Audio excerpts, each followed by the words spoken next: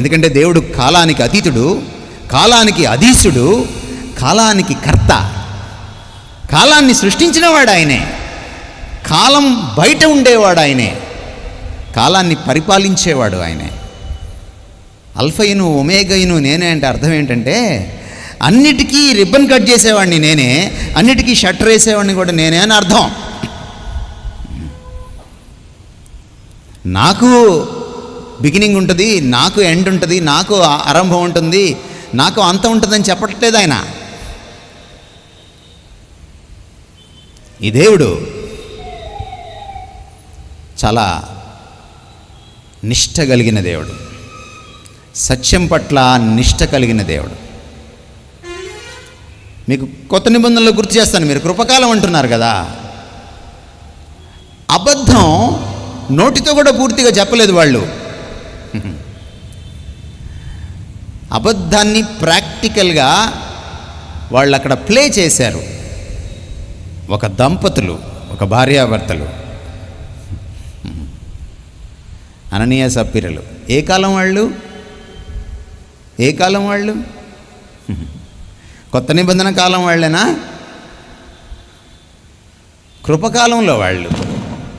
తమరి భాషలో అబద్ధమాడినందుకు అక్కడికక్కడే పడి చచ్చారు. మీరు మనుషులతో అబద్ధం ఆడలేదు, దేవునితో అబద్ధం ఆడారని చెప్పాడు. ఈ దేవుడు సత్యం, ఆయనే సత్యం. అందుకనే అసత్యాన్ని ఆయన సహించలేడు. క్రైస్తవుల జీవితాల్లో అసత్యాన్ని దునుమాడతాడు ఆయన. ఆయనకి ఎవరిష్టం అంటే సత్యాన్ని ప్రేమించేవాళ్ళు ఇష్టం. మీరు ఒక సామాన్య క్రైస్తవులు కావచ్చు, మీరు ఒక మ్యూజిక్ ప్లేయర్ కావచ్చు, లేకపోతే మీరు ఒక పాఠకుడు కావచ్చు, ఒక గాయకుడు కావచ్చు, లేకపోతే మీరు ఒక పాస్టర్ గారు కావచ్చు, ఒక ప్యారిష్లో ఒక పెద్ద కావచ్చు, మీరెవరైనా కావచ్చు, మీరు యూట్యూబ్ ప్రసంగికుడు కావచ్చు. కావాల్సింది ఏంటంటే సత్యం. ఆయన నిష్ఠ గల దేవుడు. ఈ దేవుణ్ణి మనం చాలా చీప్గా చూస్తున్నాం. చాలాసార్లు నాకు బాధ కలిగేది, దుఃఖం వచ్చేది ఏమిటంటే, ప్రార్థన అనగానే మీరందరూ కళ్ళు మూస్తారు, ఇక్కడ అలికిడి ఉంటుంది.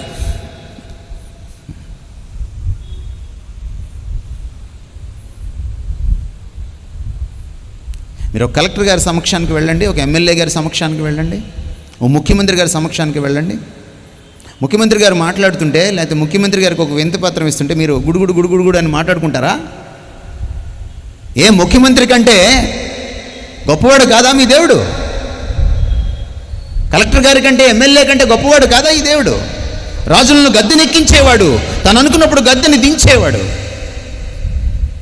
మహాసామ్రాజ్యాధినేత నెబుకద్నెజర్ని సైతం అడవికి కంచెరగాడిదలాగా చేసి పంపించినవాడు. ఈ దేవుడికి మనం ఇచ్చే మర్యాద ఇదేనా? మన ప్రార్థనలో సత్యం లేదు. ప్రార్థనలో ఎందుకు చెవు దగ్గరికి వస్తారండి మాట్లాడడానికి?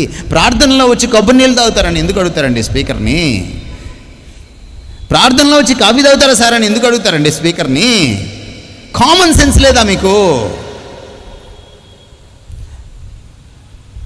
వాక్య పారాయణం జరుగుతుంటే వెనక కూర్చుని పెద్దలు కాఫీ తాగుతూ ఉంటారు. ఈ పీఠం గురించి మాట్లాడట్లా నేను. మన క్రైస్తవ లోకంలో, మన సంఘాల్లో, మన సభల్లో జరిగేటువంటి నిత్య తంతు గురించి మాట్లాడుతున్నా నేను. ఈ దేవుడు నిష్ఠగల దేవుడు. కన్నెర్ర చేస్తే మనం ఉండం. మొన్నే ఒక బుద్ధి చెప్పాడు మనకి కరోనాతోటి.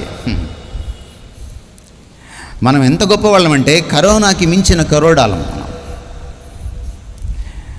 కరోనాకు కూడా భయపడం మనం. మన బుద్ధి మార్చుకోం, మనలో మన ప్రవర్తనలో పరివర్తన రాదు. సెల్ ఫోన్లు మోగేది మన సంఘాల్లోనే. మీరు బయట గుళ్ళకు వెళ్ళి చూడండి, లోపల సెల్ ఫోన్ మోగుద్దేమో. మీరు ఒక మసీదులోకి వెళ్ళి చూడండి, వాళ్ళ నమాజ్ చేసేటప్పుడు వాళ్ళ మౌనం చూడండి, వాళ్ళు మోకరించడం చూడండి, వాళ్ళ భక్తి ప్రపత్తలు చూడండి. జీవము గల దేవుణ్ణి పూజిస్తున్నాం మనం.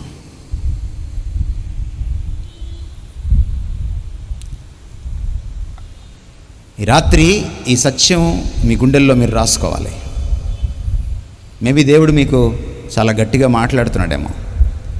సత్యం గురించి ఆయన కాంక్షణీయుడు, అతికాంక్షణీయుడు, నిష్ఠాగరిష్ఠుడు సత్యం విషయంలో.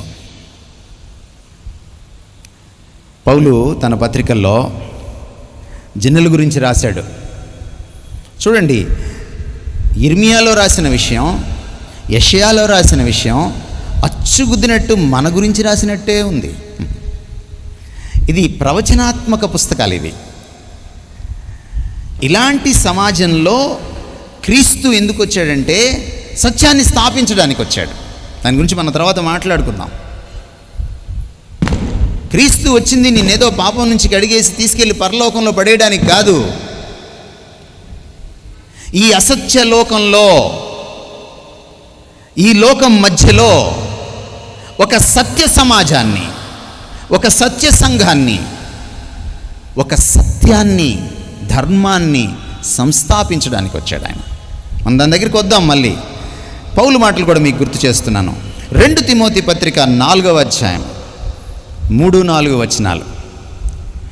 2 తిమోతి 4:3-4. ఎందుకనగా జనులు హితబోధను సహింపక, జనులు ప్రసంగికులు కాదండి, పాస్టర్లు కాదండి, జనులు, వినేవారు, శ్రోతలు, ప్రేక్షకులు, కాంగ్రిగేషన్, జనులు హితబోధను సహింపక దురద చెవులు గలవారై తమ స్వకీయ దురాశలకు అనుకూలమైన బోధకులను తమ కొరకు పోగు చేసుకుని సత్యమునకు చెవినీయక కల్పనా కథల వైపునకు తిరుగు కాలము వచ్చింది.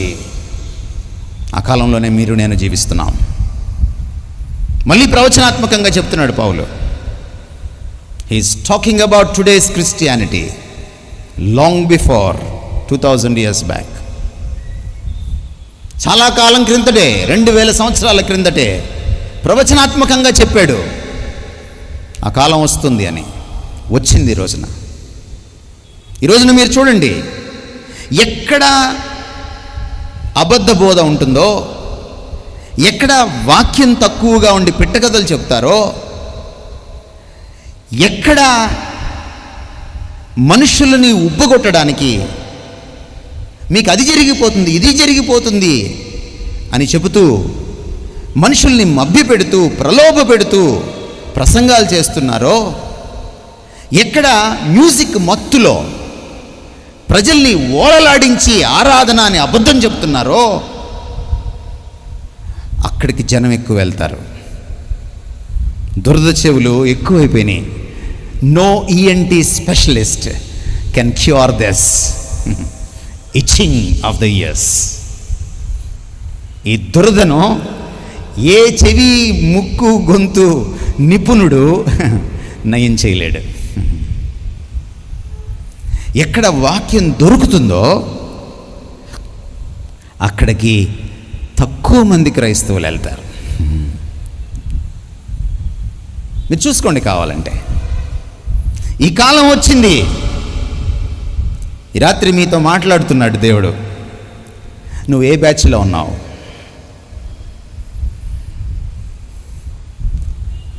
నీకు హాయిగా, సమ్మగా, అప్పుడప్పుడు గుబిలి తీస్తామని ఒకడు చిన్న ఇదేసుకుని వెళ్ళిపోతుంటాడు. చూసారా మీరు?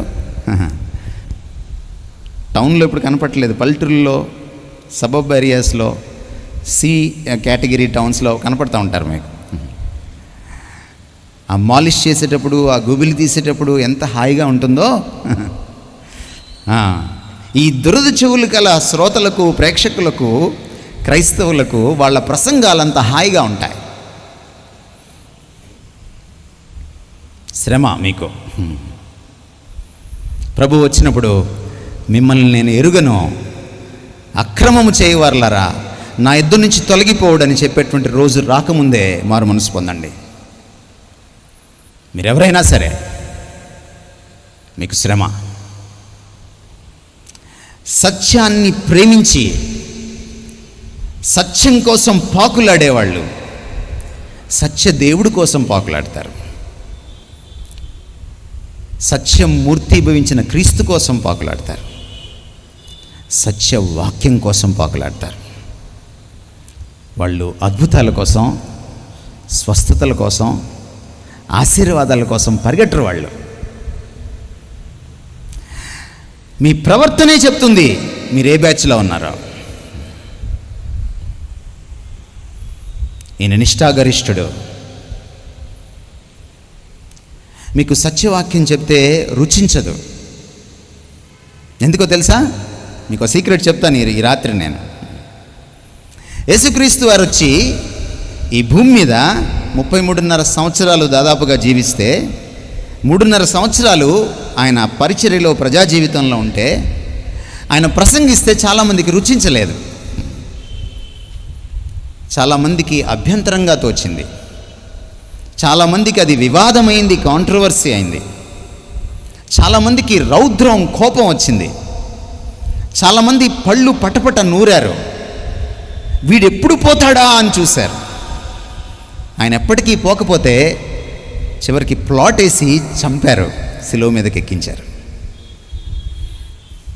ఎందుకో తెలుసా? ప్రభు చెప్పాడు జవాబు. ఆయన ఒక రోజున వీధిలో నిలబడి ఈ మాట అన్నాడు, దేవా నీ సత్యం, తండ్రి నీ సత్యం, ఇదిగో ఈ వీళ్ళకి అర్థం కాలేదు, కానీ అదే సత్యం వీళ్ళకి అర్థమైంది ప్రభువా. జాలరులకి, పామరులకి, చదువుకోని వాళ్ళకి, సామాన్యులకి, సమాజంలో తక్కువ వారిగా ముద్రపడిన వారికి, ఈ గుంపుంది చూసారా, వీళ్ళకి అర్థమైంది నాయన. పరిసయ్యులకి, శాస్త్రులకి, ధర్మశాస్త్రోపదేశకులకి, యాజకులకు, ప్రధాన యాజకులకు, పెద్దలకు, యూదుల చట్టసభలో ఉన్న వాళ్ళకి అర్థం కాలేదు ప్రభువా అని ఆయన కీర్తన నుంచి ఒక మాట చెప్పాడు. ఈరోజు నీ మాట నెరవేరింది. బాలుర యొక్కయు చంటి పిల్లల యొక్కయు నోట స్తోత్రము సిద్ధింపచేసింది అన్నావు. ఈ బాలులకి అర్థమైంది, ఆ పెద్దవాళ్ళకి అర్థం కాలేదు. రాత్రి మిమ్మల్ని ప్రశ్న వేసుకోమని అడుగుతున్నాను. థియాలజీలో పండిపోయి, పరిచర్యలో పండిపోయి, దేవాలయ నాయకత్వంలో పండిపోయినటువంటి వాళ్ళకెందుకు సత్యం అర్థం కాలేదు? వీళ్ళకెందుకు అర్థమైంది? నేనే సత్యం అన్నారు ప్రభు. ప్రభుని వాళ్ళెందుకు అపార్థం చేసుకున్నారు? వీళ్ళెందుకు శిష్యులుగా మారారు? ఆయన ఎందుకు పాటించారు? వాళ్ళు ఆయన ఎందుకు పక్కకు తోసేశారు? You know the reason. మీకు సీక్రెట్ తెలుసా? సత్యం ఎవడికి అర్థమవుతుందంటే సత్యాన్ని ప్రేమించినోడికి అర్థమవుతుంది. Please mind it. నువ్వు పెద్ద జ్ఞానవంతుడు అవ్వక్కర్లేదు. పేతురు ఏమాత్రం జ్ఞానవంతుడు? నేనెవరిని అని అడిగితే ఒకసారి ప్రభు పేతురు ఏమన్నాడు? నీవు ఎవరి కుమారుడు? జీవము గల దేవుని కుమారుడు. వెంటనే ప్రభు ఏమన్నాడు? వెంటనే ఏమన్నాడు? ఇది నీ జ్ఞానం కాదు, ఇది నువ్వు డిస్కవరీ చేస్తే దొరికింది కాదు, ఇది పరలోకమందున్న తండ్రి దీన్ని నీకు బయలుపరిచాడు. నాకు జడ్సన్ గారు చెప్తున్నారు నా గురించి, నేనేదో అద్భుతంగా ప్రశ్నలకి జవాబులు చెప్పేస్తానని. వారి అభిమానానికి జోహర్లు, వారికి జయజయలు. కానీ సత్యం ఏంటంటే నేనుగా చెప్పేది, అది నా ఘనత కాదు. ఎవరైతే దీనులై సత్యాన్ని ప్రేమించి ఆయన వైపు చూస్తారో వాళ్ళకే సత్యం బోధపడుతుంది. ఈరోజు చాలామంది స్పీకర్స్కి, అందరూ అనట్లేదు నేను, అధిక శాతం స్పీకర్లకి సత్యం అర్థం కావట్లేదు కాబట్టి వాళ్ళు సత్య బోధ చేయలేకపోతున్నారు. కారణం ఏంటంటే they don't love the lord, they don't love the truth. సత్యవాక్యం బోధించేవాడి గొప్పతనం ఏం లేదు. అతనుకున్న ఒకే ఒక అర్హత ఏంటంటే సత్యాన్ని ప్రేమించడం, అంతే. ఇది చాలా అవసరం. మీరు ఇంటికి వెళ్ళిన తర్వాత చదువుకోండి. 2 తెస్సలోనికీయులకు రాసిన పత్రికలో ఈ మాటలు చెప్తున్నాడు పౌలు. వాళ్ళు సత్యాన్ని ప్రేమించలేదు కాబట్టి, వాళ్ళు అసత్యాన్నే కోరుకున్నారు కాబట్టి, వాళ్ళు అపవాదికే వాళ్ళు ఓటేశారు కాబట్టి దేవుడు వాళ్ళని ఏం చేశాడట, దానికి అప్పగించేశాడట. ఇందుచేత సత్యమును నమ్మక దుర్నీతి యందు అభిలాష, ఇష్టం అన్నమాట, విపరీతమైన కోరిక అన్నమాట. సత్యమును నమ్మక దుర్నీతి యందు అభిలాష గల వారందరినూ శిక్షావిధి పొందుటకై అబద్ధమును నమ్మునట్లు మోసము చేయు శక్తిని దేవుడు వారికి పంపుచున్నాడు. What does it mean? అపవాది చేతికి వదిలేశాడు అన్నమాట. సవండ్రా, మీ మానాన్న మీరు పోండిరా అని. Do you know what a tragedy it is in a Christians life? ఎంత ట్రాజడీయో తెలుసా అది మీకు? దేవుడు విడిచిపెట్టేయడం, అపవాదికి అబంధ హస్తాల్లో చిక్కుకుపోవడం. సత్యాన్ని ప్రేమించకపోతే జరిగే అపార నష్టం, అది పరాకాష్ట. That's the final stage. అందుకే ఈ రాత్రి దేవుడు నీతో మాట్లాడుతున్నాడు. నేను సత్యాన్ని కాంక్షించేవాడిని, నువ్వు కూడా సత్యాన్ని కాంక్షించు. నీకెంత సత్యం తెలుసు, నీకెంత జ్ఞానం వచ్చు అన్నది కాదు ఇక్కడ ప్రశ్న. సత్యం అంటే నీకెంత ఇష్టం అన్నదే ప్రశ్న. And then starts revolution. చాలామంది చెప్తూ ఉంటారు, నాకు దేవుడు ప్రత్యక్షత ఇచ్చాడు, ప్రత్యేక ప్రత్యక్షత ఇచ్చాడు, గొప్ప రివల్యూషన్ ఇచ్చాడు. ఎవడో? నువ్వు సత్యాన్ని ప్రేమించేదాకా. సత్యాన్ని ప్రేమించడం అంటే సత్యమూర్తిని ప్రేమించడం. సత్యాన్ని ప్రేమించడం అంటే నేనే క్రీస్తు అని చెప్పుకున్న, నేనే సత్యం అని చెప్పుకున్న క్రీస్తుని ప్రేమించడం. సత్యాన్ని ప్రేమించడం అంటే వాక్యాన్ని ప్రేమించడం, ఎందుకంటే వాక్యమే సత్యమని ఆ క్రీస్తే సెలవిచ్చాడు.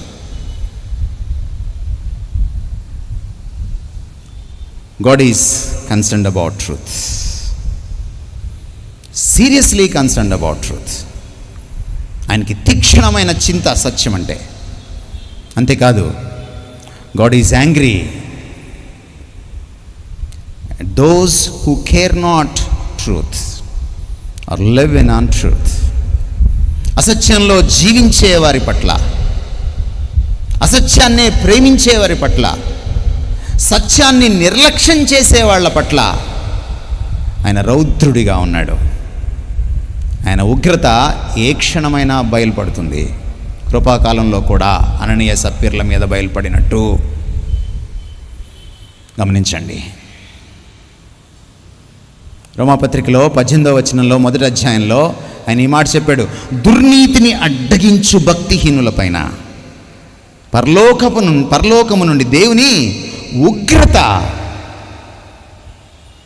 కోపం అన్నమాట చాలా చిన్నది ఉగ్రత పక్కన. కోపానికి మీరు ఎన్నో లక్షల రెట్లు దాన్ని హెచ్చవేస్తే ఉగ్రత వస్తుంది, తట్టుకోలేం. జీవము గల దేవుని చేతిలో పడుట బహుభయంకరం. అందుకే మీరు అడగాలి ప్రభువుని, ఆయన నిన్ను ప్రేమించడం చేతకట్లేదు, నిన్ను ప్రేమించడం నేర్పించు. ప్రభువుని ప్రేమించేవాడు సత్యాన్ని ప్రేమిస్తాడు, సత్యాన్ని ప్రేమించేవాడు ప్రభువుని, ఆయన వాక్యాన్ని ప్రేమిస్తాడు. సత్యాన్ని ప్రేమించేవాడికి సత్యం బోధపడుతుంది, మరొకడికి బోధపడదు, అర్థం కాదు. సత్యం అర్థమైన వాడు ధన్యుడు.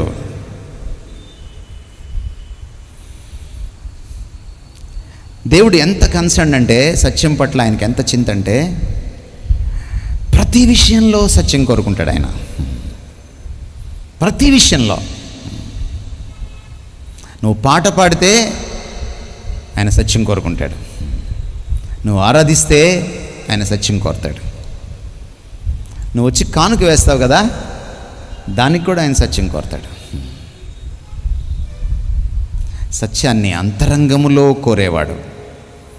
దావీదు పాపం చేసిన తర్వాత దేవుడి స్వభావాన్ని బట్టి ఆయన మారు మనసు పొందాడు. దేవుని సత్య స్వభావం అతన్ని కదిలించింది.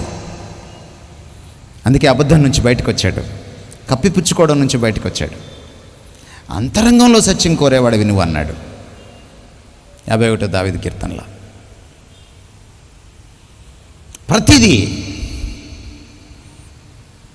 అప్పుడప్పుడు మనకి టీవీల్లో కనపడుతూ ఉంటారు. అయ్యగారిదే చర్చి, అయ్యగారు ఇప్పటికే కోట్లు గడించారు, కానీ అయ్యగారు ఒక కవర్ వేస్తారు అందరి ముందు కానుక పెట్టిలో. ఈ వేసిన కవర్ ఎక్కడిది? మీరు పోయిన వారం ఇచ్చిన కానుకల నుంచి తీసి మళ్ళీ అయ్యగారు వేస్తారు ఇక్కడ. అదొక హిపోక్రసీ, అదొక వేషధారణ. ఈ వేసిన కవరు మళ్ళీ ఎవరు తీసుకుంటారు? అయ్యగారే తీసుకుంటారు. కానుకలో వేషధారణ. దాన్ని చూసి మీరు మురిసిపోయి, అమ్మో అయ్యగారు చాలా పెద్ద కవర్ వేశారని మీరు ఇంకొక కవర్ తెచ్చేస్తారు. మీకు ఆయన కవర్ ఇంకా అర్థం కాక. ఒక ఆయన వాచ్ తీసేసేస్తాడు, బంగారం వాచ్. నా వాచ్ చూసారా, దేవునికి కానుకలు ఇవ్వండి అని. షోలే చిత్రం కూడా ఇంత గొప్పగా ఉండదు, అంత షోలు చేస్తారు వీళ్ళు. మీకు తెలీదు, కొన్ని సత్యాలు చెప్తాను ఈ రాత్రి మీకు. ఇక్కడ కానుకలు దాంట్లో వేస్తాడు. ఎందుకంటే ఈ మీటింగ్ పెట్టిన ఆయన ఫ్రెండ్ అన్నమాట ఈయన. ఇది ఒక లోపాయికారి ఒప్పందం. ఈయన ఒలి చేసి వేసేస్తాడు. అందరు వెళ్ళిపోయిన తర్వాత నా వాచ్ నాకు ఇచ్చేయి అంటాడు. పాపం అమాయకులు మీరు నమ్మేసి ఆయన వాచ్ చూసి మీరు దుద్దులు, చెవిపోగులు అన్నీ తీసేసేస్తారు.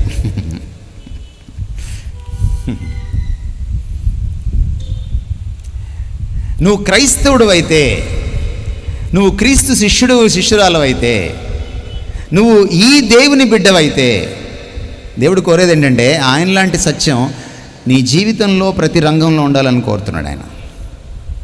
ఒక మాట చెప్పి నేను అప్లికేషన్లోకి వెళ్తాను, కాలాతీతం అవుతుంది. యేసుక్రీస్తు వారు ఎందుకు వచ్చారు అంటే మీరేం చెప్తారు? ఈ లోకానికి యేసుక్రీస్తు వారు ఎందుకు వచ్చారంటే మీరేం చెప్తారు? మీరు ప్రతి క్రిస్మస్కి ఏం చేస్తారు? మీకంతే తెలుసు. మీకు పూర్తిగా వాక్యం చదవలేదు కాబట్టి మీ సువార్త కూడా సంపూర్ణంగా ఉండదు. అందుకే అవతల వాళ్ళు మారుమనసు పొందరు. అందుకని మీరు యేసుక్రీస్తుని చాలా చీప్గా ప్రజెంట్ చేస్తారు. వాళ్ళు ఏమంటారంటే మా దేవుడు ధర్మ సంస్థాపన కోసం వచ్చాడంటారు. ఎందుకంటే మీరు పూర్తిగా బైబిల్ చదవరు.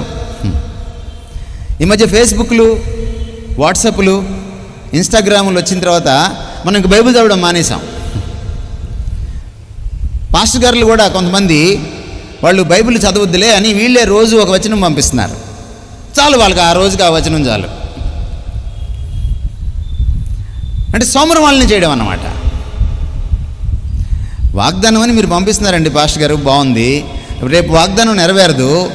ఎవరిని అడగాలి? వాళ్ళు మిమ్మల్ని అడగాల, దేవుడిని అడగాల? పంపించిన పాస్టర్ గారిని అడగాల? సపోజ్ నువ్వు పిల్లలు పుట్టట్లేదని ఎదురు చూస్తున్నావు, నిన్ను ఫలింప చేతును అని ఒక వాగ్దానం వచ్చింది. నాకు బిడ్డలు పుట్టేస్తారని నువ్వు అనుకున్నావు, ఎన్ని సంవత్సరాలైనా పుట్టట్లేదు. నువ్వు పాస్టర్ గారు చొక్కా పట్టుకుంటావా? దేవుడి దగ్గరికి వెళ్ళి అడుగుతావా? దేవుడిని అడిగితే ఆయన ఏమంటాడు? నేనీ లేదుగా, వెళ్ళి నీ పాస్టర్ని అడుక్కో అంటాడు.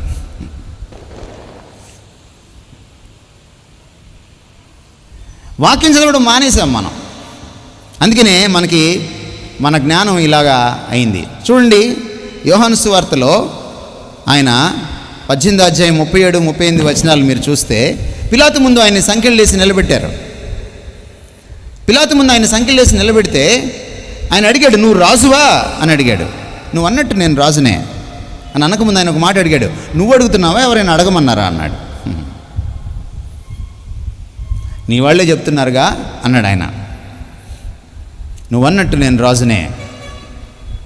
అయితే గాబరా పడద్దు పిలాతు, ఎందుకంటే రాజు అనగానే రోమియోలకి వెంటనే టెన్షన్ స్టార్ట్ అవుతుంది, వెంటనే కోపం వస్తుంది.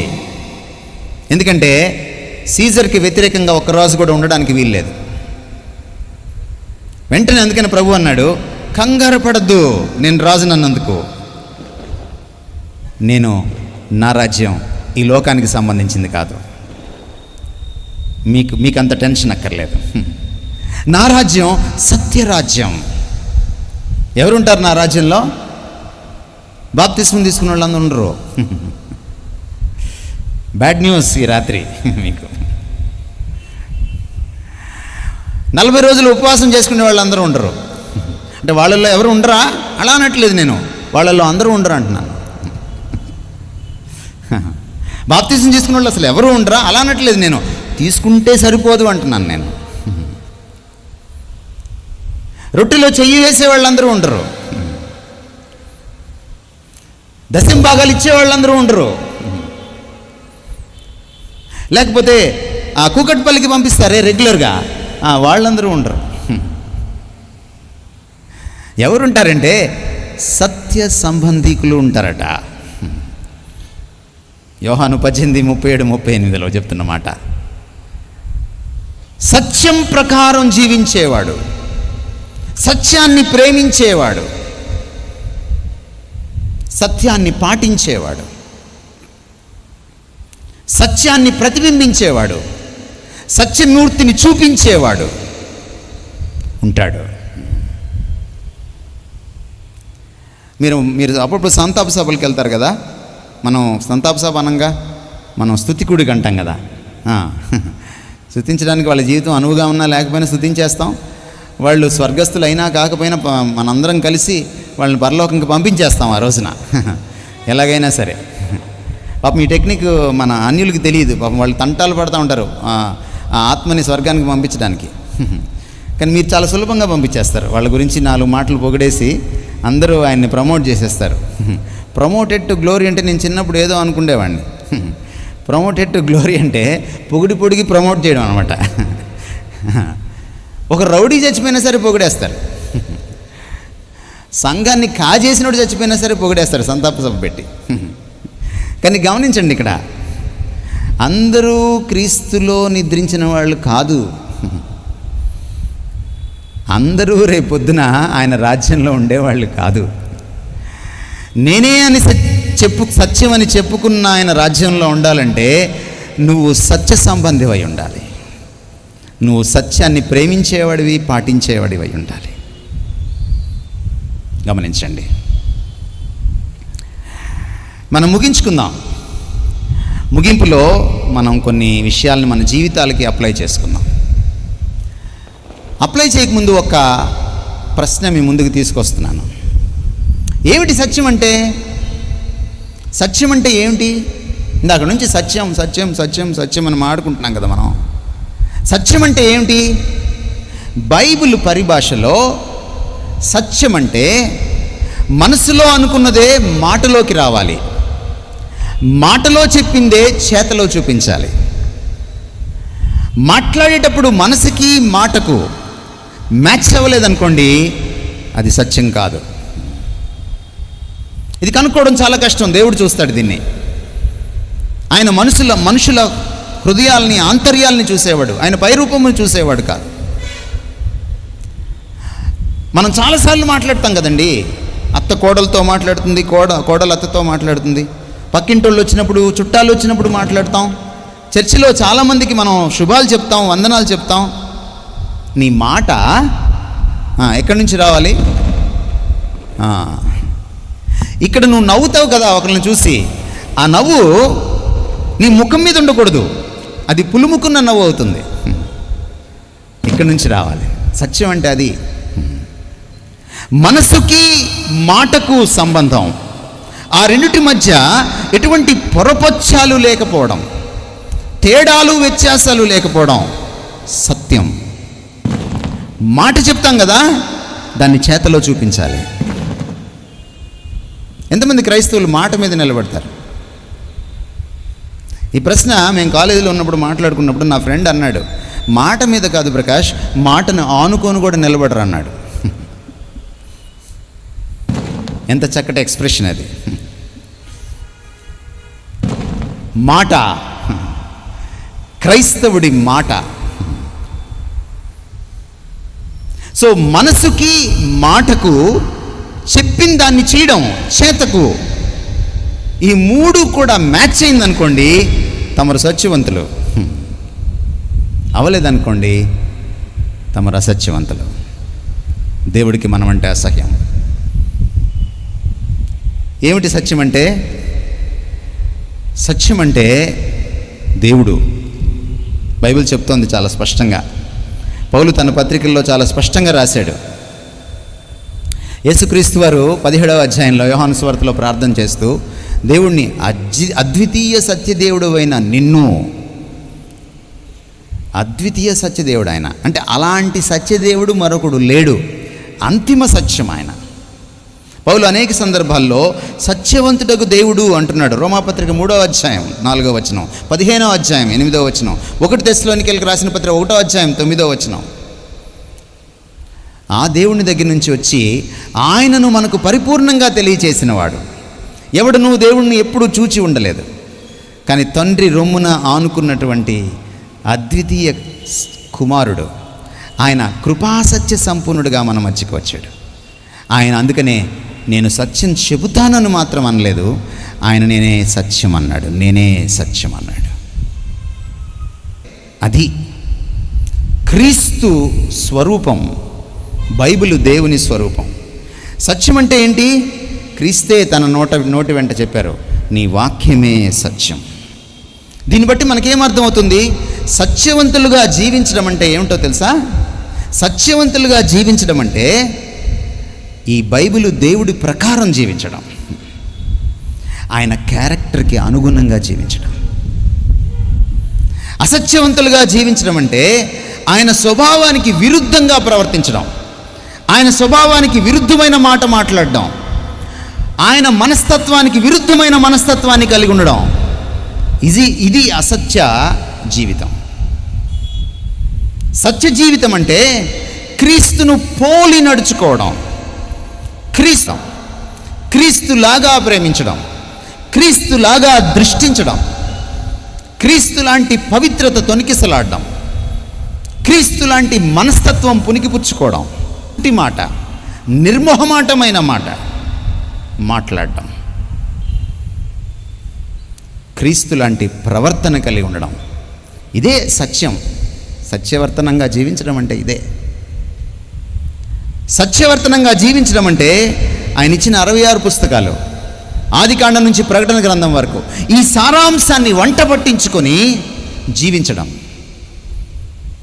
వాక్యానికి అనుగుణంగా జీవించడం. ప్రసంగాలకు అనుగుణంగా జీవించడం కాదు, వాక్యానికి అనుగుణంగా జీవించడం. ప్రసంగాలు ఎలాంటివంటే, మీరు వంటగదిలోకి వెళ్ళి గ్యాస్ స్టవ్ వెలిగిస్తారు కదా, వెలిగించినప్పుడు మీరు ఏం వాడతారు? ఓ లైటర్ వాడతారు, ఓ అగ్గిపుల్ల వాడతారు. ప్రసంగికులు అంతే. ఆ తర్వాత కూర ఉండేదేంటి? కూరను ఉడికించేదేంటి? స్టవ్. మేము కేవలం ఇగ్నైట్ చేసేవాళ్ళం, అగ్గి రాజేసేవాళ్ళం అంతే. ఈ వాక్యాన్ని మీరు తీసుకోవాలి, మీరు ధ్యానించాలి, మీరు పఠించాలి, మీరు వంట పట్టించుకోవాలి, మీరు పాటించాలి. నిస్సి గారు అద్భుతమైన పాట పాడారు. ఈ వాక్యం ఎంత అద్భుతమైందో, దాన్ని చదవడం ఎంత అవసరమో నేను ముగించేటప్పుడు మీ ముందుకు తీసుకొస్తాను. అందుకనే ఈ సత్యాలని అన్వయించుకుందాం మనం. నెంబర్ 1, అంతరంగంలో సత్యం ఉండాలి. ఇక్కడ జరుగుతుంది చాలా. ఒక మనిషి జీవితంలో, క్రైస్తవులైనా క్రైస్తవేతరులైనా, అతని జీవితంలో 80%, 85% ఎక్కడుంటుందంటే అంతరంగంలోనే ఉంటుంది. 15% బయటకు వస్తుంది. నీ బాడీ లాంగ్వేజ్ ద్వారా కానీ, నీ హావభావాలు, నీ ముఖ కవళికలు, నీ యొక్క వ్యక్తీకరణ, నీ మాట, నువ్వు నడిచే తీరు, అన్నీ 15%. 85% ఎక్కడుంటుందంటే అంతరంగంలో ఉంటుంది జీవితం అంతా. చివరికి భార్యాభర్తలు కూడా ఒకరినొకరు కనుక్కోలేరు. షష్ఠి పూర్తయిన వాళ్ళని అడగండి మీరు కావాలంటే, నీ భార్య నీకు పూర్తిగా అర్థమైందా అని. ఆయన అర్థమైంది అన్నాడంటే అబద్ధమే. ఈ ప్రపంచంలో అర్థం కాని పదార్థం అంటూ ఏదైనా ఉందంటే అది భార్యే, అది అమ్మాయే. ముఖ్యంగా పురుషులకి భార్యలు అర్థం కారు, చాలా కష్టం. భార్యల కన్నా కొంచెం లోతుగా చూసేటువంటి ఆ ఇంట్యూటివ్ పవర్ ఉంది, కానీ పురుషులకి లేదు అది పాపం. ఎందుకంటున్నానంటే షష్ఠిపూర్తి తర్వాత కూడా అర్థం కాదని. షష్ఠిపూర్తి తర్వాత అర్థమైతే పూర్తిగా వాళ్ళకి షష్ఠిపూర్తి నాటికి వాళ్ళకి ఇంకా గొడవలే రాకూడదు, అపార్థాలే రాకూడదు. అది అసాధ్యం పోయేదాకా. నేనేం చెప్తున్నాను మీతో అందుకనే మనకి ఎప్పుడు తోటి మనిషి కూడా డిస్కవరీ ఛానలే. అంతరంగంలో సత్యం కావాలట. మరి ఈ అంతరంగాన్ని ఎవరు చదువుతారు? ఈ దేవుడు చదువుతాడు, అప్పుడేస్తాడు మార్కులు. నువ్వు చర్చిలో ఇచ్చే కానుకలు, నువ్వు చర్చిలో పాడే పాటలు, నీ ఆరాధన, నీ ప్రసంగాలు, నువ్వు చర్చిలో ప్రవర్తించే తీరు, సమాజంలో నువ్వు ఉండే తీరు, వీటికే వీడు మార్కులు. ఇదిగో 85% ఇక్కడ ఉంటాయి మార్కులన్నీ. రెండవది ఆచరణలో సత్యం ఉండాలి. ఈ రెండింటిలో సత్యం మూర్తిభవించిన వాడే యేసుక్రీస్తు. అందుకని ఆయన పోలి నడుచుకున్నప్పుడు పరిపూర్ణ సత్యంలోకి మనం వెళ్తాం. ఆరాధనలో సత్యం ఉండాలి, సువార్తలో సత్యం ఉండాలి. ఈరోజు ఆరాధనలో సత్యం ఉందా? మీరు ఒకసారి ఆంధ్రక్రైస్తవ కీర్తనలు చదవండి. చదవమంటున్నాను, పాడమనట్లేదు, ఎందుకంటే మీకు అర్థమవుతాయని. మీరు బైబిల్ తర్వాత తెలుగు క్రైస్తవులు ఏం చదవాలో తెలుసా? ఆంధ్ర క్రైస్తవ కీర్తనలు చదవాలి, వీలైతే అధ్యయనం చేయాలి. మీకు చాలా పదాలు పరిచయం అవుతాయి, తెలుగు వస్తుంది, అంతేకాదు థియాలజీ కూడా వస్తుంది, దేవుణ్ణి ఆరాధించడం వస్తుంది, పాపం ఒప్పుకోవడం వస్తుంది, ప్రార్థించడం వస్తుంది, స్తుతించడం వస్తుంది.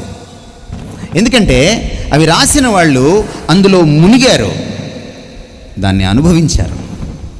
ఈరోజు లేవు ఆ పాటలు. ఎందుకు లేవు? జీవితంలో ఆరాధన ఉండదు, చర్చిలోకి రాగానే ఊగేస్తావు. ఉదయాన్నే లేచి నువ్వు ప్రభు సన్నిధిలో కూర్చొని ఎంతసేపు ఆరాధిస్తావు? ఆయన్ని ఎలా ఆరాధిస్తావు? నేను చెప్పనా మీకు ఈరోజు ఒక సత్యం, ఒక అసత్యం గురించిన సత్యం. చాలామంది వర్షిప్ లీడర్స్ వాళ్ళ జీవితాల్లో వాళ్ళు ఆరాధన చేయరు ఒంటరిగా ఉన్నప్పుడు. చాలామంది స్టేజ్ మీద ఆరాధించే వాళ్ళకి దేవుడితో సంబంధం ఉండదు, దేవుని ప్రత్యక్షత తెలియదు, ఆయన ఎవరో తెలియదు. ఎవరో పాడిన పాట యూట్యూబ్లో చూసి ఎవరో పాడినట్టు పాడుతూ, ఎవరో పిలకేసుకున్నట్టు వేసుకుని, ఎవరో ప్యాంట్ వేసుకున్నట్టు వేసుకుని పాడేది ఆరాధన కాదు. సత్యముతో ఆరాధించమన్నాడు ఆయన. సువార్తలో ఈరోజు సత్యం ఉందా? ఈరోజు సువార్తలో క్రీస్తు కనుమరుగైపోయాడు. మీరు రండి మీకు ఇది దొరుకుతుంది, మీరు రండి మీకు ఇది మటుమాయం అయిపోతుంది, మీ అప్పులు పోతాయి, మీ కడుపులో కణితి పోతుంది, మీ కడుపులో గడ్డ పోతుంది, మీ కడుపులో బిడ్డ వస్తాడు. ఇదే కదా సువార్త. లేదు, సువార్త అంటే క్రీస్తు కేంద్రితమైంది. సిలువ వేయబడిన క్రీస్తును మేము ప్రకటిస్తున్నామన్నాడు ఆయన. సువార్త అంటే లేఖనముల ప్రకారము క్రీస్తు మృతి పొందెను, పాతిపెట్టబడెను, లేఖనముల ప్రకారము ఆయన మరణాన్ని గెలిచి తిరిగి లేచెను, లేపబడెను. లేఖనముల ప్రకారం ఉండేది సువార్త. ఈరోజు లేపనం ఎక్కువైంది, లేఖనం పోయింది. లేపనం అంటే తెలుసా మీకు? ఆయింట్మెంట్ రాసినప్పుడు ఎలా ఉంటుంది? దెబ్బ తగిలిన తర్వాత చల్లగా ఉంటుంది, హాయిగా ఉంటుంది. సువార్త చల్లగా ఉండదు.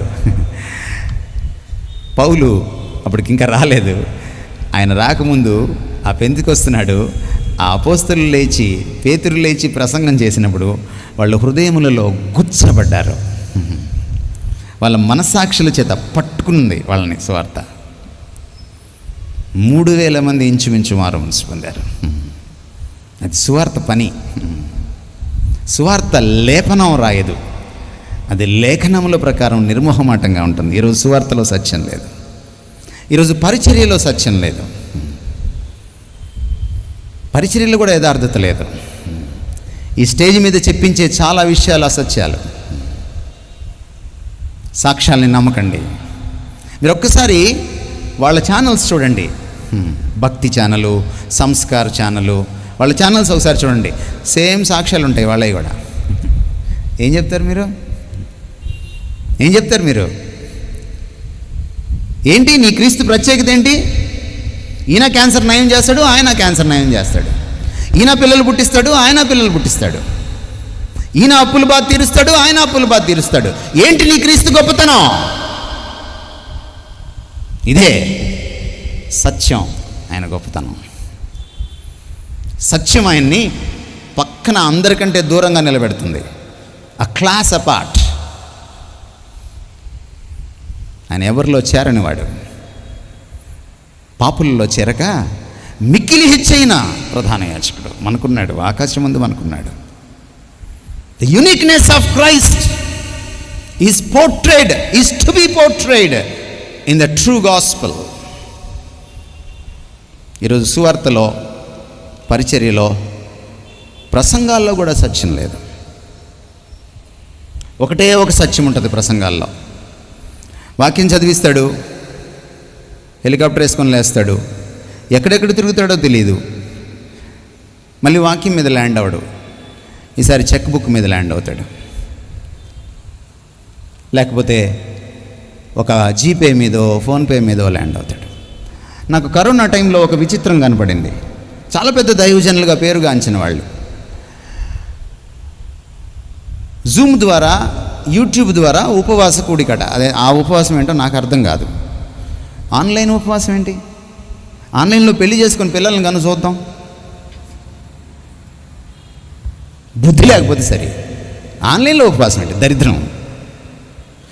ఆన్లైన్లో ఈయన ఉపవాసం, హైదరాబాద్ నుంచి ఈయన నడిపింపు, వాళ్ళు ఇళ్లల్లోంచి జాయినింగు, ఈయనకు డబ్బులు పంపించాలంటే ఎందుకు? ఉపవాసానికి డబ్బులు ఎందుకండి? ఉపవాసం అంటే కేవలం భోజనం నుంచేనా ఉపవాసం? కానుకల నుంచి కూడా కాస్త ఉపవాసం తీసుకో అప్పుడప్పుడు. ఉపవాసం అంటే నిద్ర నుంచి ఉపవాసం, ఉపవాసం అంటే అన్నపానీయాల నుంచి ఉపవాసం, ఉపవాసం అంటే పెళ్ళైన వారికి దాంపత్య సుఖం నుంచి ఉపవాసం, ఉపవాసం అంటే ఈ లోకం నుంచి ఉపవాసం, ఉపవాసం అంటే స్వార్థం నుంచి ఉపవాసం, ఉపవాసం అంటే పాపం నుంచి ఉపవాసం. అప్పుడప్పుడు కానుకలు తీసుకోకుండా నువ్వెందుకు ఉపవాసం చేయకూడదు? సత్యం లేదు. మీ దాంపత్యంలో సత్యం ఉందా? ఈ మధ్య చాలామంది ఎందుకు విడాకులు తీసుకుంటున్నారు తెలుసా? ఇదిగో ఈ బుల్లి పెట్టే వల్ల.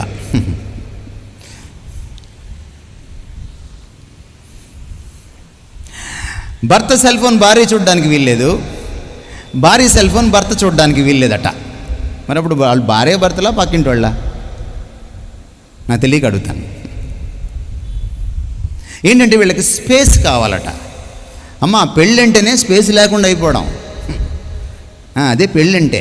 భార్య భర్తలు ఏంటంటే ఇద్దరి మధ్యలో స్పేస్ ఉండదు. స్పేస్ కావాలన్నది వేరే వాళ్ళతో అనాలి నువ్వు. ఒక రోజున ఇది బయటపడుతుంది. ఏమవుతుంది ఆ రోజున? పెళ్ళి పెటాకులు అవుతుంది. పిల్లలు పుట్టాక కూడా ఫస్ట్ నీ భార్యకి సత్యం చెప్పడం నీకు వస్తే నువ్వు సత్యవంతుడివే. అసలు ఫస్ట్ టెస్ట్ అదే. నీ భర్తకి సత్యం చెప్పడం నీకు వస్తే నువ్వు సత్యవంతురాలివే. మీ ఇద్దరి మధ్యలో కానీ పారదర్శకత, దాపరికం లేనితనం.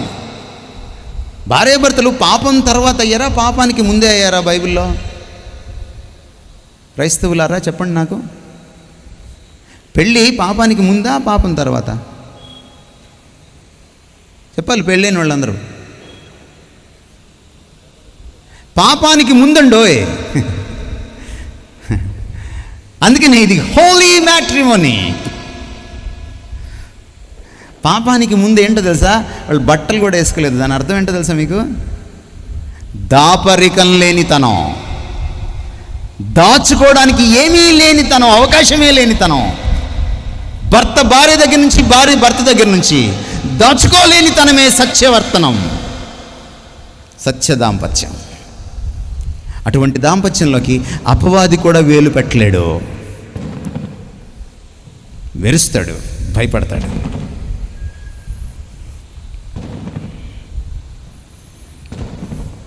మాటలో సత్యం. ప్రభు అన్నాడు, నీ అవును అవునుగాను, కాదు కాదుగాను. ఎంతమంది క్రైస్తవులు చేయి లేపి నా అవును అవునే, నా కాదు కాదు అని చెప్పగలరు? ఒక్క సిస్టర్. ఇప్పుడు నేను ఇంకో ప్రశ్న అడుగుతాను. నా అవును అవును, నా కాదు కాదు ఎవరైనా ఇంటికి వెళ్ళినప్పుడు కాఫీ తాగుతారా అని అడిగినప్పుడు, భోజనం చేసేటప్పుడు, మన దేశంలో భోజనం చేస్తారా అని అడిగితే వెంటనే ఏం చెప్తాం మనం? వెంటనే చెప్పేది ఏంటి మనం? అబద్ధం.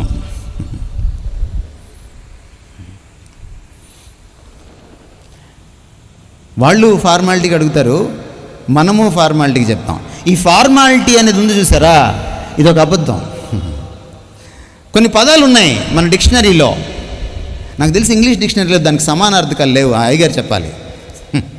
మొహమాటం ఇంగ్లీష్లో ఉందా డిక్షనరీలో సమానార్థక పదం?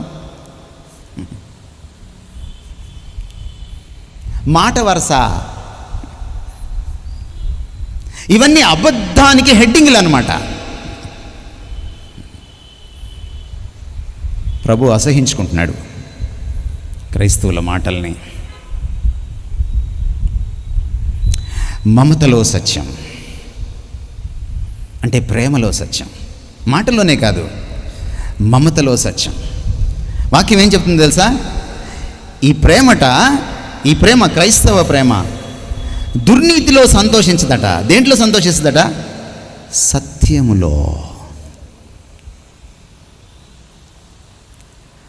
చాలామంది తల్లిదండ్రులు బిడ్డల్ని ప్రేమిస్తారు కానీ గద్దించరు.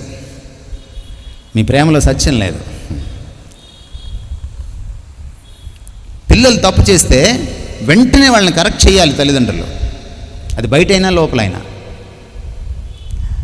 బిడ్డేమైపోతాడో, బిడ్డేమనుకుంటుందో అని అనుకున్నారనుకోండి, మీ ప్రేమలో సత్యం లేదని అర్థం. మీరు బిడ్డ నాశనానికి పునాదులు వేస్తున్నారని అర్థం. మీ స్నేహితుల్లో కావచ్చు, మీ సంఘస్థుల్లో కావచ్చు, మీ సహవాసంలో కావచ్చు, మీ సపరివారంలో కావచ్చు, ఎక్కడైనా మీరు మొహమాట పడ్డారా మీ ప్రేమ బంధాల్లో, మీ ప్రేమలో సత్యం లేదని అర్థం.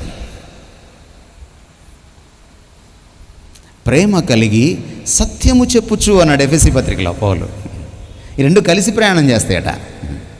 ప్రేమ కలిగి సత్యము చెప్పుచు. ఒక్క క్రైస్తవ ప్రేమలోనే సాధ్యం ఇది.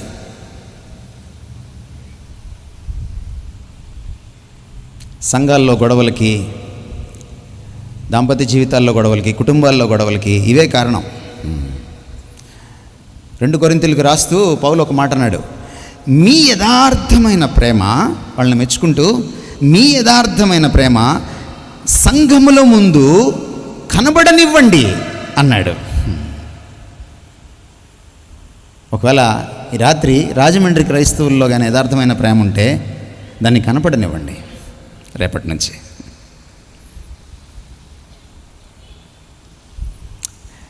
ఐక్యతలో సత్యం. రాజమండ్రిలో ఐక్య క్రిస్మస్ జరుగుతుందా?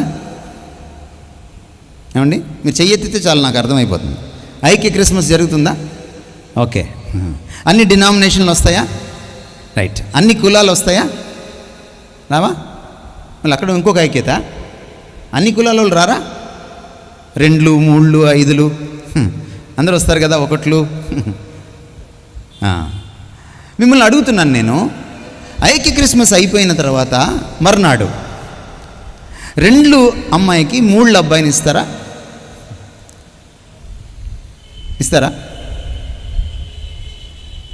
ఆన్సర్ చెప్పడానికి కూడా ధైర్యం కావాలి కదా, అది కూడా లేదా? ఇస్తారా? ఇవ్వరా? ఇవ్వరు. మీ ఐక్యతలో సత్యము లేదు, అబద్ధం మీ ఐక్యత. ఎవడి కోసం మీ ఐక్య క్రిస్మస్? ఓ మినిస్టర్ని పిలవడానికి, ఓ ఎమ్మెల్యేని పిలవడానికి, దాన్ని పేపర్లో వేయించుకోవడానికి, దాన్ని ఫేస్బుక్లో పెట్టుకోవడానికి, నిన్ను నువ్వు ప్రమోట్ చేసుకోవడానికి. ఇదొక ముసుగు. అందుకే నేను రానని చెప్పేశాను. ఐక్య క్రిస్మస్లకి నన్ను పిలవద్దు, మీది బూటకపు ఐక్యత. నిర్ణయం తీసేసుకున్నాను నేను. ఈ వేషధారణలో నేను పాలు పొందలేను. పొందానా? స్టేజ్ మీదకి ఎక్కానా? అసలు విషయం చెప్పే దిగుతాను, అంతే. డినామినేషన్కి పడుతుందా మీకు? ఈరోజు ఒక సంతోషం ఏంటంటే, ఈ డినామినేషన్ కానోళ్ళు కూడా చాలామంది వచ్చారు. ఒక చర్చిలో పెడితే చాలా సంతోషం. మీరు ధన్యులు. ఐక్యతలో కూడా ఏముండాలి? సత్యం ఉండాలి. అందుకని బైబిల్లో ఏముందంటే, ఆత్మ కలిగించు ఐక్యత. ఈ ఆత్మ ఎవరు? సత్యస్వరూపి అయిన ఆత్మ.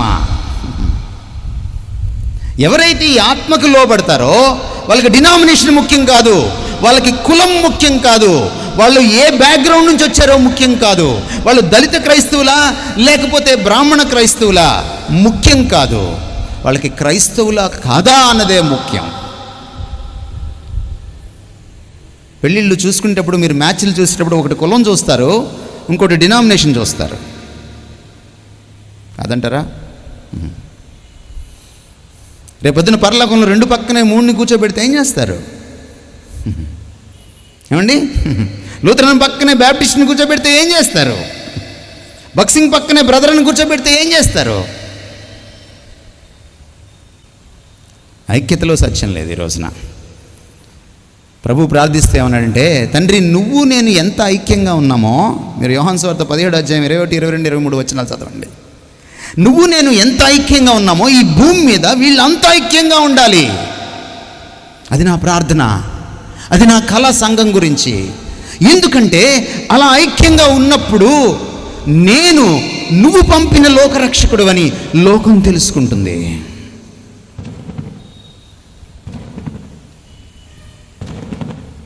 ముగిస్తాను. ఆర్థిక లావాదేవీల్లో సత్యం. మీరు ఒకవేళ చర్చిలో కానుకలు లెక్క పెట్టే వాళ్ళైతే మీ లెక్కలో సత్యం ఉందా? మీ లెక్కల్లో సత్యం ఉందా? కానుకలు ఎన్నొచ్చినాయో ఎవరికంట పడకుండా ఏమన్నా పెద్ద నోట్లు లోపల దోసేస్తున్నారా?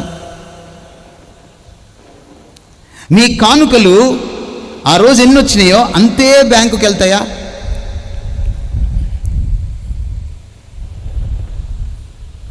మీ ఆర్థిక లావాదేవీలు. మీరు ఒక ఇల్లు కొంటే మీ డాక్యుమెంట్లో సగం తెలుపు సగం నలుపు ఉంటుందా? మీరు క్రైస్తవులు కాదు.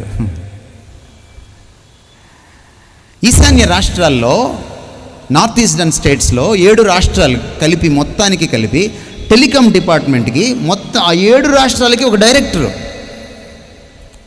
ఆయన ఐఐటి మెడ్రాస్లో సివిల్ ఇంజనీర్ చేశారు. ఐఎస్ ర్యాంక్ ఆయన.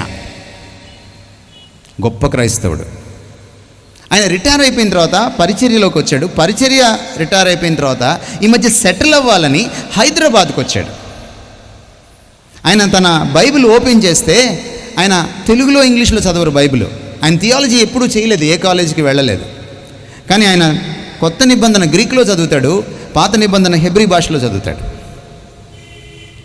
ఇంజనీర్ మళ్ళీ ఎంత యథార్థవంతుడంటే, నా దోస్తుకి ఫోన్ చేసి నాకు ఒక మంచి, అతను ఇండస్ట్రియలిస్ట్ అనమాట, నాకు ఒక మంచి స్థలం కావాలి, నేను సెటిల్ అవ్వాలి, నేను ఒక ఇల్లు కొనుక్కొని సెటిల్ అవ్వాలి, బట్ నాకు 100% వైట్ ఉండాలి అని అంటే,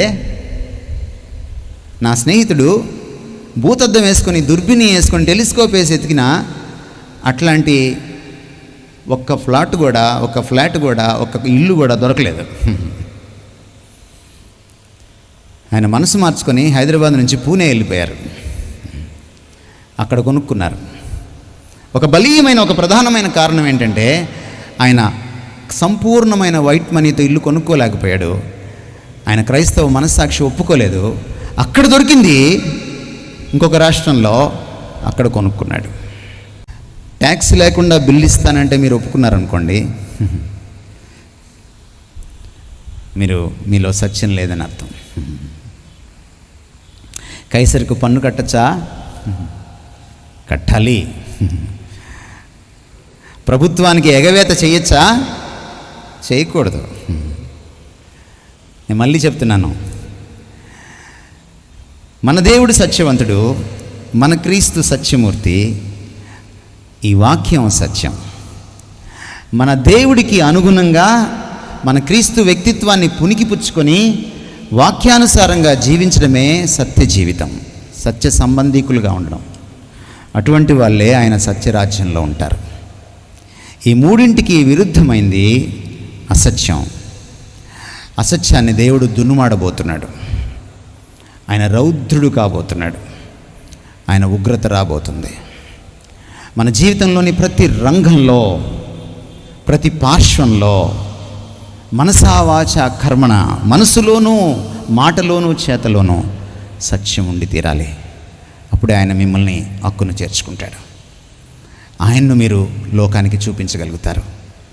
లోకం ఆయన వైపు చూస్తుంది, ఆకర్షితురాలవుతుంది. అప్పుడు ఆయన వస్తాడు. భూదిగంతాల వరకు సువార్త వెళ్ళినప్పుడు, ఆయనకి మనం సాక్షులమైనప్పుడు, ఆయన్ని ఉన్నదున్నట్టుగా మనం చూపించినప్పుడు ప్రభు వస్తాడు. ఆయన ఆలస్యం అందరూ అంతటా మారుమనసు పొందవాలని రక్షణార్థమై ఉన్నది. ఆయన రాకపోయినా, మన తోటి భారతీయులు పరలోకానికి పోకపోయినా బాధ్యులం మనమే. తలలు వంచండి, ప్రార్థన చేసుకుందాం. 2 నిమిషాలు మనం ఇంటి దగ్గర టీవీ ముందు కూర్చున్నప్పుడు టైం చూసుకోం. మనం ఫేస్బుక్లోకి వెళ్ళినప్పుడు టైం చూసుకోం. మనం ఫోన్లో మాట్లాడేటప్పుడు కూడా టైం చూసుకోం. కానీ ఇప్పుడు కూడా టైం చూసుకోకండి. జస్ట్ 2 నిమిషాలు మీ మనసులో ప్రార్థన చేసుకోండి. ఒక నిర్ణయం తీసుకొని ఇక్కడి నుంచి వెళ్ళండి.